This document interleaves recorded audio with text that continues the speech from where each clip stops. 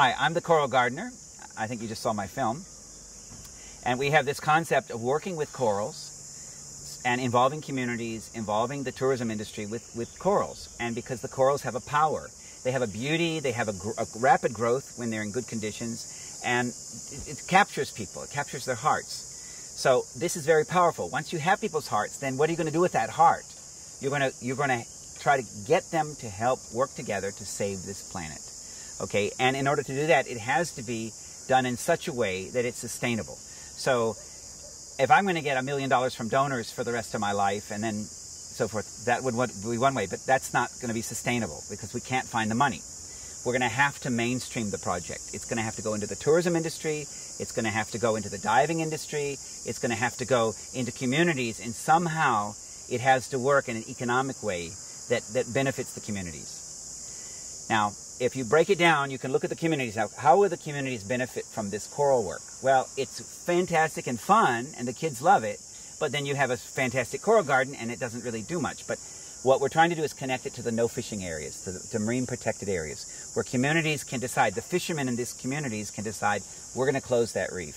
We're going to make a no-fishing area, a tambu area, and we're going to keep that a tambu for generations. We're going to make this into a nursery, and we're going to put our corals in there, and we're also going to plant clams and other things, and we're going to love this ocean into producing more bounty for us in the fishing grounds, more bounty because of the more reproduction and so forth. So the communities can benefit right away from the coral is a way of focusing, why do we need a no fishing area?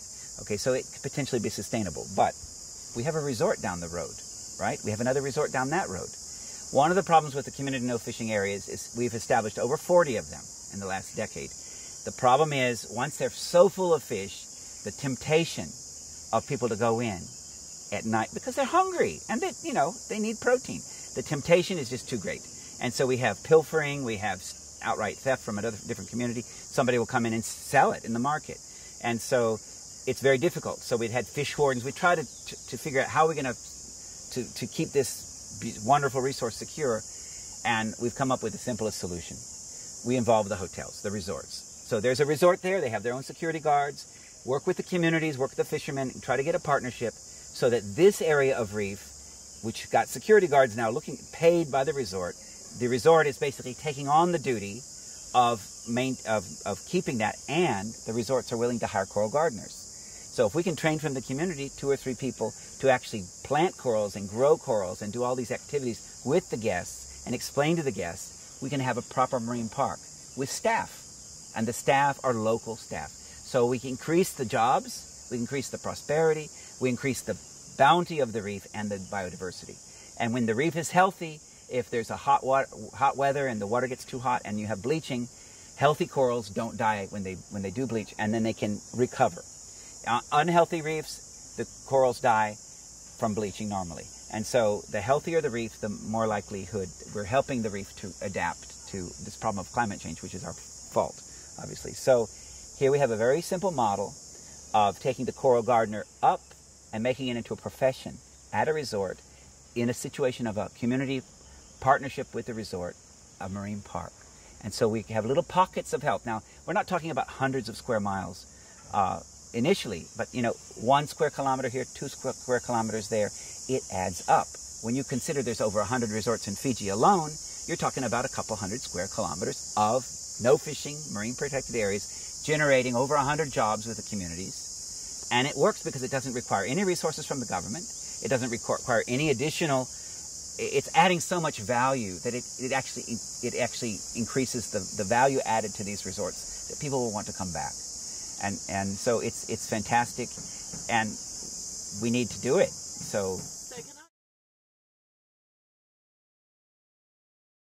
in the world, we have the aquarium industry, and Fiji's a source of aquarium corals and aquarium fish.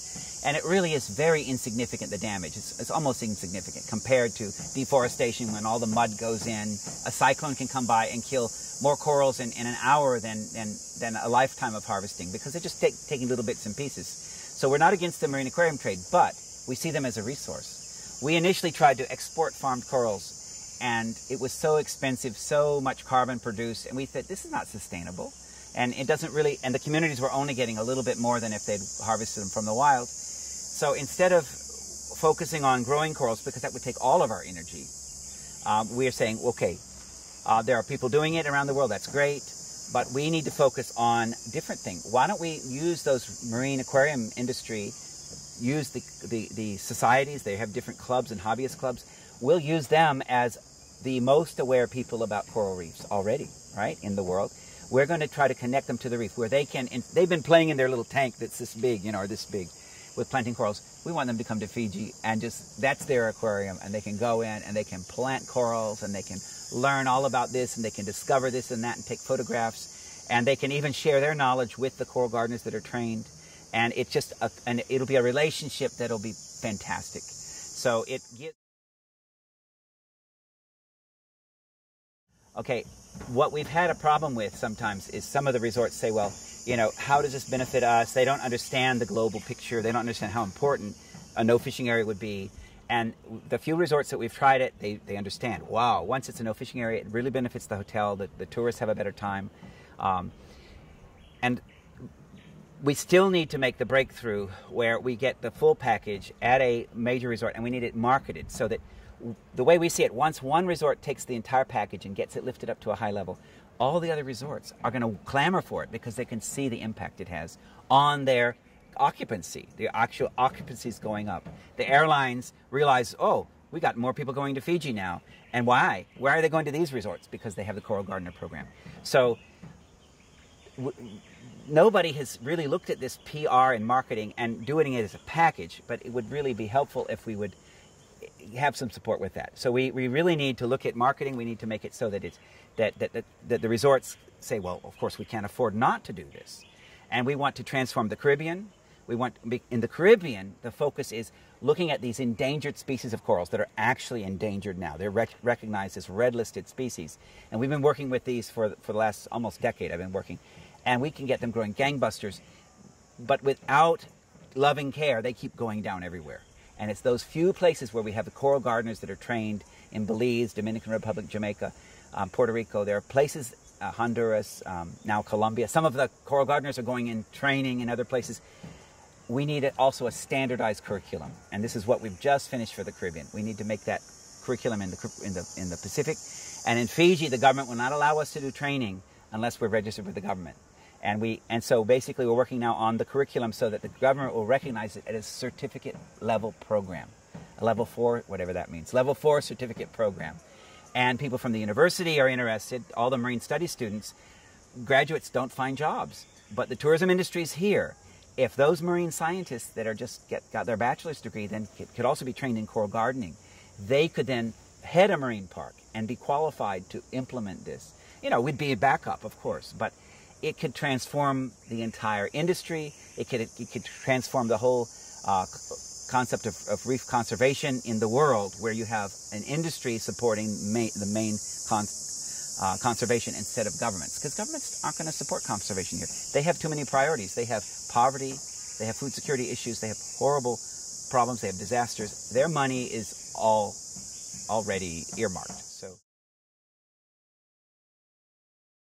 there are many different strategies to getting masses of people to support conservation and to help save this precious planet, because we are in a big crisis, I tell you. If you don't know that, I don't know why you're here. So we have this crisis. And how are we going to make strategies that people will really buy in and feel they really have done it? Now, people have adopted starving children in Africa, and they send their school fees, and they know the person's name, and they know what they're doing, and they know that it's making an impact. And they get letters, love letters from these kids that's making it such a huge difference. We want to do the same for reef conservation. We want to get people from Europe connected with Coral Gardener in a community or in a resort situation. We want them to know their names, to actually write letters and to visit, and to actually, the knowledge that's there to come down here, the knowledge that's here to come up there, and we want to connect the world. And it's that strategy on one-on-one is the most effective, because you'll get somebody for their entire life, they'll be committed. And, you know, people can give a donation of $100 or $1,000. And that donation, it's like paper, it burns up in the fire. What we're looking for is embers, slow embers that burn for a lifetime. And I think we can do that. I mean, it'll be beautiful, and it'll be meaningful to the people. It will give them meaning in their life, and it will help them to do other things. It'll make them a better person, and it'll make this planet a better planet. And so it's like it's fantastic to be associated with this potential, and God willing, I will see this reality before this world is gone from me.